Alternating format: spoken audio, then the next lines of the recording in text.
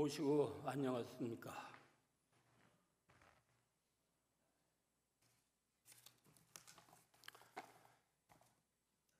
오늘 교당에 들어오시면서 다 아셨겠지만 오늘은 113주년 서울교구 창립 기념일입니다. 서울교구에서는 창립 100+1주년 되는 포독 152년에 4월 21일 교구 창립 기념일로 정하고 그리고 기념식을 봉행한 바 있었습니다. 또다시 새로운 100년을 시작한다는 그런 의미였었습니다. 참고로 말씀드리면 교구라고 하는 조직은 교회, 우리 그 교헌에는 지방교회라고 이렇게 명명되어 있습니다. 무국대도의 목적 달성을 위한 교단의 의지와 방침을 지역사회에 미치도록 하는 그런 조직이 교구입니다. 성사님께서는 소분단이라고 하는 용어를 쓰셨는데 교구 역시 그런 소분단 중에 하나가 됩니다. 서울교구는 그 시초부터 중앙총부의 안팎에서 역사를 함께 해왔다는 특수성을 가지고 있습니다. 어쨌든 113주년의 서울교구 창립기념일, 서울교구 교인들과 더불어 축하합니다. 해방 이후 우리 교단은 교단 중흥이라는 그 구호를 내걸고 줄기차게 노력해 왔었습니다. 요새 와서는 좀 그런 말을 듣기가 좀 어렵지만서도 이 교단 중흥에 대한 염원은 항상 교인들과 함께 해왔습니다. 그러면서 우리 교단은 천도교 진리를 세상에 알리기 위해서 나름대로 많은 노력을 해왔습니다. 자체적으로는 교리 공부, 교사 공부도 열심히 했습니다. 그런 결과로 이 괄목할 만한 성과물이 많이 나오기도 했습니다. 기도와 수련도 열심히 했습니다. 각 계층, 각 분야에서 사명감을 가지고 헌신적으로 노력하시는 그런 어르신들을 비롯해서 일반 교인 각자도 정성, 공경, 믿음으로 교단을 키워오는데 한 역할들을 해왔습니다.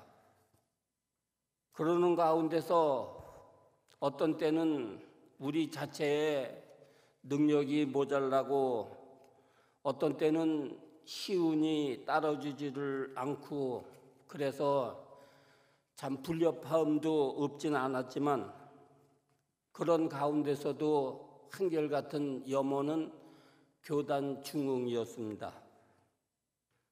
그럼에도 불구하고 현재 우리 교인 수는 과거에 그 참 역대급 교인 수에 비해서 현저히 줄어들고 있음을 피부로 느끼고 있습니다. 특히 젊은이에 대한 포독이 어렵다는 말씀들도 많이 하고 계십니다. 한편으로는 이러한 현상은 단지 우리 교단만의 문제만은 아니라고 스스로 변명도 하고 있습니다만 정말로 그래서 그런 것인지 어째서 그런 것인지 정녕 해결할 답은 없는 것인지 안타까울 수밖에 없는 실정입니다. 저는 오늘 설교 제목으로 내세운 것과 같이 그 답은 실천에 있다는 것을 다시 강조하고 싶습니다. 그동안 우리는 어쩌면 과거의 찬란한 역사에 대한 자부심, 그것만 가지고 신앙생활을 해온 것은 아닌가 하는 생각이 듭니다.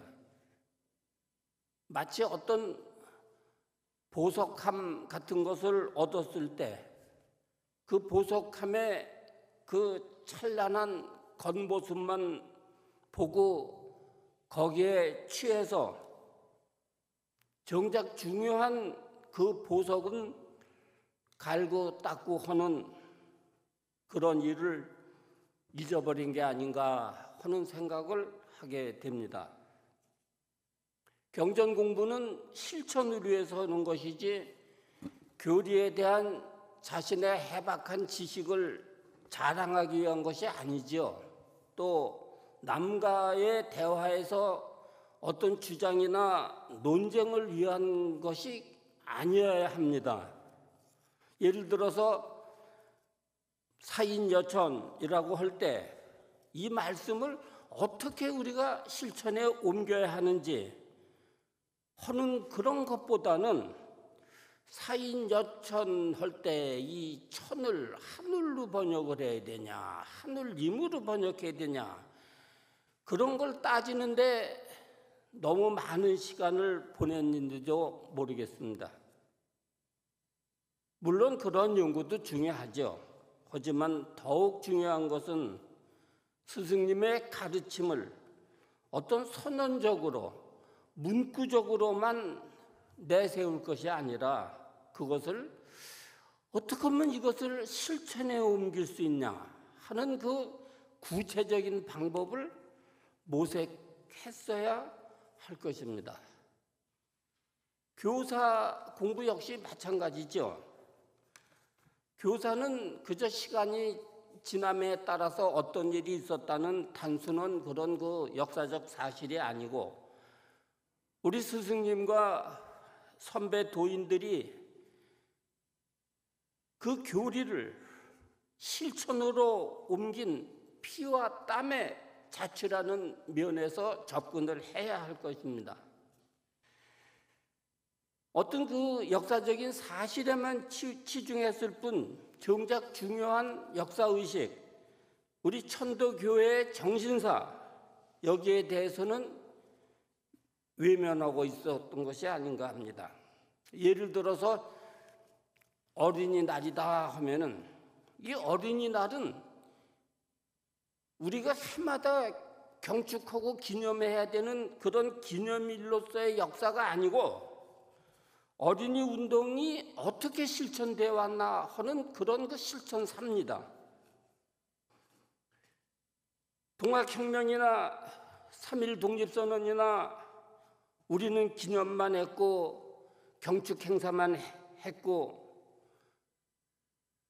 교단이 존폐를 걸고 모든 역량을 쏟아 부었다는 그런 우리의 정신사는 외면해 왔습니다. 그러는 가운데서 우리의 찬란한 교사들은 한낱 역사학자들의 역사적인 자료에 그런 걸로 전락하고 만 듯합니다. 아까도 말씀드린 것처럼 지금 사회에서 종교가 그다지 중요하지 않습니다. 종교가 하는 역할이 많이 축소되어 있고 특히 젊은 사람들 같으면 왜 종교가 필요한지 하는 것을 느끼지 않는 그런 세상이 됐습니다. 수천 년 동안 기독교를 유지해온 서구 사회도 이제 모든 그런 과거의 그 건축물 같은 것들이 전부 다 유물로 변해버리고 말았습니다. 과거에는 참 이 사회를 유지하는데 종교가 대단한 막강한 힘을 발휘해 왔습니다. 특히 이 사람을 신분에 따라서 차별하고 억압하고 하는 그런 시대에서는 종교는 왜곡된 현실을 합리화시키는 그러한 역할까지 해왔습니다. 죽음을 두려워하는 그런 관념은 종교라고 하는 장치를 통해서 살아있는 동안에 이 삶까지도 왜곡시켜 왔습니다. 과거 얘기입니다. 그러나 과학적으로 사고하고 그 결과에 따르는 여러 가지 문물들이 실생활에 들어오면서부터 부지불식간에 누가 말하지 않아도 우리 사람들은 사람으로서의 보편적 가치와 삶에 대한 의미, 내 나라, 내 동족에 대한 의무감, 이런 것들을 새롭게 하지 않으면 안 되게 되어버렸습니다. 우리 천도교는 정말로 참 선천의 그런 사고에 휩쓸리지 않고 창생들의 눈과 귀를 트이게 해서 금수 같은 인간들이 삶의 질과 또 국민으로서의 그 격을 한층 더 높이게 이렇게 해왔습니다. 많이들 느끼시겠지만 지금 세상은 사람들이 만들어가는 세상이지 어떤 절대자가 있어가지고 그 절대자에게 정성을 들이면 복을 받고 그런 거 가설 아래서 신앙생활 하는 게 아닙니다. 우리가 영웅이다, 성인이다 이렇게 존경하지만 그 사람들도 그게 무슨 어떤 초능력을 가진 그런 사람들이 아니고 우리 주변에 있는 사람들로서 조용히 그저 우리의 삶 자체를 형성시키기 위해서 노력하는 그런 다 보통 사람들이 불과합니다. 지금 우리가 사는 이 세상은 알지도 못하는 사후세계에 매달려 천당이니 지옥이니 하는 게 아니고 현실에서 지금 이 시간에 어떻게 행복하게 사느냐 하는 그런 삶의 의미를 추구하는 그런 세상입니다. 생활을 윤택하게 하고 몸과 마음을 살찌우게 하는 그런 좋은 말씀들은 경정 속에만 있는 게 아니고 교당에서 설교로만 듣는 게 아니고 우리 핸드폰 안에는 그러한 그 명언들이 수없이 넘쳐나고 있는 그런 세상입니다. 이제는 우리도 좀 뭔가 생각을 이런 면에 한번 돌려봐야 합니다. 이제는 사람들을 교당에 마놓고 사람이 곧 하늘이다, 인내천이다 이런 거를 외치는 시대가 절대로 아닙니다. 천도교에 입교하지 않아도 사람들은 자신이 하늘이라는 자존감을 다 가지고 있고 남들로부터 하늘님처럼 대접받고 싶어 합니다. 굳이 수도원이나 기도원에 들어가서 하늘님 찾지 않아도 쾌적한 시설이나 자연 속에서 잘 짜여진 소위 힐링 프로그램을 만날 수 있습니다. 굳이 교직자 찾아가서 인생 상담 받고 안 해도 됩니다. 정기적으로 병원이나 무슨 센터 같은 데 가면 무료로 상담 치료도 해줍니다. 굳이 교회에 나가면서 성미를 내고 하지 않아도 수많은 구호 단체 중에 하나 골라서 한 달에 1, 2만 원씩 자동 이렇게 출납하도록 해놓으면 좋은 일 한 데는 그런 자기 만족감도 달성할 수 있습니다. 이제는 인명이 제천이라는 말은 성립되지 않습니다. 자기 몸뚱아리를 병원 관리에 두면 말라 비틀어질 때까지 오래오래 생명을 유지할 수 있습니다. 앞으로는 인간의 생명은 무한대로 늘어날지도 모르는 일입니다. 저는 포독문 읽으면서 왜 입교문, 입도문 이렇게 하지 않고 포독문 이렇게 하셨을까 하는 걸 곰곰이 생각해 봅니다. 입도하고 포독은 완전히 다른 개념입니다. 신도수 느리는 데만 골몰하면 요즘 많이 나오죠. 내가 신이다. 그런 해 가면서 신도들을 끌어모으는 사교 집단에서 그 비법을 배워야 할 겁니다. 그러나 스승님들은 포독을 하셨습니다. 신도수 늘린다고 이 불합리한 또 불공정한 세상과 야합하고 정치하고 그러지 않았습니다. 우리 천도교는 지구상에 있는 수많은 종교 중에 하나가 절대로 아닙니다. 우리는 그런 종교가 있기 이전에 무국대도입니다. 선사님 말씀대로 천도교는 절대로 어떤 그 문화적인 종교가 아니고 특수한 계층만의 계급적 종교도 아니고 한 지역에서만 행해지는 구역적 종교, 편파적 종교 아닙니다. 사람들의 얕은 그런 그 머리에서 만들어낸 인위적인 종교도 아닙니다. 대신사님은 동학을 새로운 길을 창명하시면서 그 목적을 도탄에 빠져 있는 창생들의 의식을 깨우쳐서 삶을 한 수준 고양시키기 위한 것이지 어떤 종교 집단을 만들어 놓고 자신을 숭배하게 하는 그런 건 아니었습니다.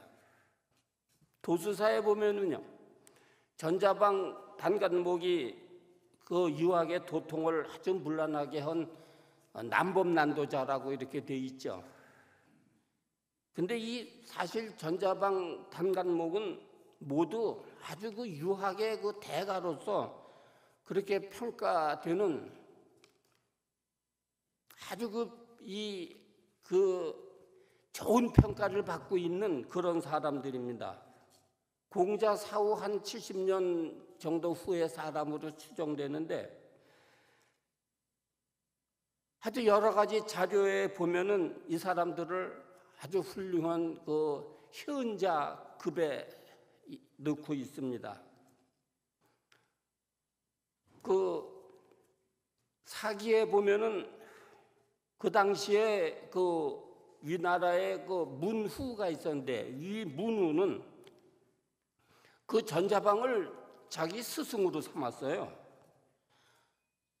그런가 하면 그 위문후는 단간목이 사는 동네를 지나갈 때는 수레에서 꼭 내려서 현자 중에 현자의 마을이다 하면서 그 마을 자체에 예를 극진히 했던 했기도 했습니다. 그렇지만 대신사님은 이들을 뭘로 봤어요? 남범난도의 주범으로 보셨습니다. 글쎄 왜 그랬을까요? 사마천의 그 사기에 또 보면은 전자방은 자기 스승을 그 당시 그 유학과에 그 대비되고 있는 그 노장 쪽에 그 인물로 이렇게 삼고 있었다고 합니다. 맹자라는 책에는 단간목이 그 위문후가 어떤 그 국정의 자문을 받기 위해서 자기 집을 방문한다는 그런 얘기를 듣고 담을 넘어서 도망가 버렸어요. 학문에 이 전자방 단감목 같은 사람은 대신사에 의하면 학문의 어떤 사회적 실천보다는 학문 자체에만 매달리는 그런 소극적인 은둔 사상에 빠진 사람들입니다. 썩은 유학자에 지나지 않는 사람으로 평가를 하신 겁니다.